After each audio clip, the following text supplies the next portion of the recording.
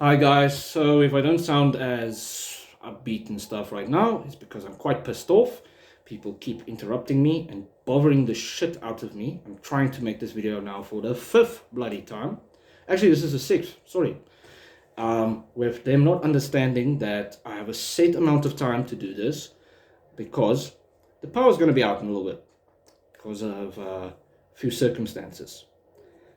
So, anyway, I'm going to be quicker about this. I'm going to sound very dumb because I'm not able to go into depth because I'm in fear that if I go past 10 minutes, then somebody will just barge in, or some shit's going to happen outside, or some shit's going to happen in the house that's going to make a racket, disturbing us, talking about this topic. So I'm saying that ahead of time. I'm quite annoyed right now. All right. So, I'm going to go over the 9 points of Izzy versus Strickland. I'm going to go over it quickly. And I'm going to say it in a very basic way because I don't want to waste some time anymore. So, 1. Strickland used his jab to beat Izzy quite well. 2. He used his forward pressure, aka distance management, quite well. 3. His fake front kick and his front kicks really helped him as well. Then his physical stature / posture in the fight, and Izzy's posture actually led to, and physical stature is why Sean won. Then him not reacting to Israel's feints and stuff in round 1 and 2. Then checking leg kicks actually, which he didn't do previously. 7, his constant pace. 8, his straight shots and his slight curved shots that he threw. And lastly, Izzy's track record versus guys his height and taller. Oh, and then number 10, this was all techniques that you use versus taller opponents when you are shorter. Sean used these techniques versus Israel Adesanya to win. Now, I went over all of them now. You can just listen to them and just send the video off if you want to. I don't care, honestly. See, and now there's a storm brewing outside as well. Like, holy crap. I just want to talk about this. It's my passion, but nah, the world is like, fuck you. Anyway, the jab. Izzy has never fought anybody with a good enough jab. Well, not a good enough, let's say it like this level of jab. And it showed. It was fast, and it came from an angle that he was not used to seeing. Again, this is also playing into the stature thing. That's why Sean implemented it well, and Izzy couldn't really counter it that much. The forward pressure, the distance management. The reason why this worked is because he understood, using his footwork, that he can be on top of Izzy all the time. And also, if he was on top of Izzy all the time, Izzy can't attack back the same way he used to, and also can't really implement some of his strikes and traps.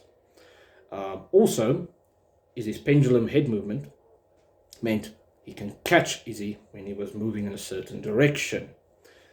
The fake front kick and real front kicks and teeps also led into this previous point and meant that when he faked and put his feet down, he could cover distance quicker, and he was in distance then to land up top. And then when Izzy thought he was going up top with the kick, he actually landed the front kick because it was to the body. You don't attack taller guys to the head. You don't, even if they're slightly taller than you. If a guy's thin and tall, it's another technique to use against them because they don't see it coming. They don't think it's going to work. Blah, blah, blah, blah, blah. I can't go in depth too much here now because, again, I'm in fear that something's going to happen. Like maybe a tornado is going to come through here next because of the bloody wind and rubbish outside. Then their physical statures. Israel's patented lead hook was not landing on Sean perfectly because it was landing to the lat muscles or bouncing and rolling off of the shoulder. And the reason is Sean's stature and height, his physical build.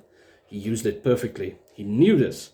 And then also, sometimes when Izzy was going to throw it, he moved in, only a hand's length, moved in, so the shot was smothered. Same with the attacks up top. his straight attacks, because Izzy likes the 1, 2, 3. Anyway, he used his stature to actually defeat that, and his hybrid version of the Philly shell. I say hybrid because he uses it like this, more than like Floyd Mayweather with the shoulder there deflecting. Anyway, also Izzy's physical stature, his thinner arms, his taller, thinner body, and actually Izzy being more squared in this fight because he's on the cage the whole time, led to his posture being a detriment to him, when it usually is like an advantage, because he can be bladed, a little bit more bladed, and also he can move. But yeah, and then also Izzy couldn't attack as hard because of his thin arms. His thin arms meant that deflections made it move easy, because obviously Sean's arms are a little bit thicker and, let's say, stronger, for argument's sake right now.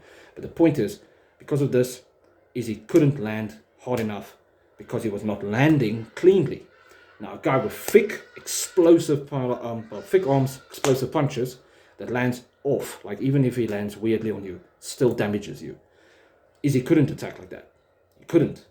He was landing awkwardly, and because of the lack of physical weight behind his arms, and also the squared stance, only the squared stance only works for power when you sink down your weight, you bend at the knees, and then pop off. He didn't do that a lot of the times, and a lot of the shots just bounced off at a weird angle because of the lack of weight, and that's to do with his posture and size. Cool. When Sean didn't react to Izzy's feint in the first minute of every round, it destroyed Izzy's game. Izzy snowballs. He uses his feints to set up the distance that he wants to fight at, and his counters, and then he just snowballs and starts attacking more and more. This was destroyed with the constant pressure, the distance management that Sean implemented. He forced Izzy to fight his fight. Then he actually checked all of Israel's kicks, or most of them, something he hasn't done in the previous past. We all know how good Izzy's kicks are and how big of a part of his game it is. The only problem that Izzy did do is he kicked for the head, and it's a no-go. If you fight somebody as tall as you, or close to your length, you don't go for the head, especially if they actually defend. I don't know why he didn't switch it up and constantly start going for the body. Like force Sean to X-guard, attack to the body, attack to the body. But his coaches should have pointed that out. Or X-guard, legs, attack the legs. Or then the underbody. Maybe even throw some straight kicks, like front kicks of his own. When a fighter is pressuring you, they're coming into you, that's a good time to actually kick them. That's where the fake front kick from Sean could have put him in problematic situations. Then the pace that Sean also put on. Sean put on a very high pace. And because Izzy was in mental overload already, he was freaking out. Meaning the pace was kind of bending him to Sean's will. Then also, Sean didn't throw his hooks like he usually does. He slightly curved them. He threw them out straight so it looked like a jab was coming, and then he curved them slightly at the end. Some of his straights also was like that because of Izzy's head movement was key. And also Izzy's footwork. He knew when he dropped Izzy in round one. Sorry, I'm a little bit sick. My voice, jeez. He knew Izzy was moving this way, but he's going to move that way to exit. So he curved the hook, forcing Izzy to move that way. And when Izzy popped around here, he curved the straight shot, dropped him completely. That was one of the best shots that he landed the whole fight. Well, it was the best shot, but it was one of the best adjustments he did to his game. Slight curved shots, not wide shots. Also, you could see that Strickland wasn't throwing with absolute maximum power. After he dropped Izzy, you could see he was waiting on him. Before that, he was just throwing straight and technical. and technique leads to power. That's what I've learned. Lastly, since we're already at the 10-minute mark, and somebody's probably going to barge in here now, or something's going to happen, I want to talk about how Izzy has a bad track record versus guys his size or bigger. He lost to Jan, obviously. It was Jan's skills, but it was the way he used his height as well. He lost to Pereira. He beat him in the rematch, but Izzy still had a hard time on the feet. That's why Pereira got overconfident and got caught. And then he lost versus Sean, who was a little bit shorter than him, but his stature is a little bit thicker. He's a lot wider and stronger built person.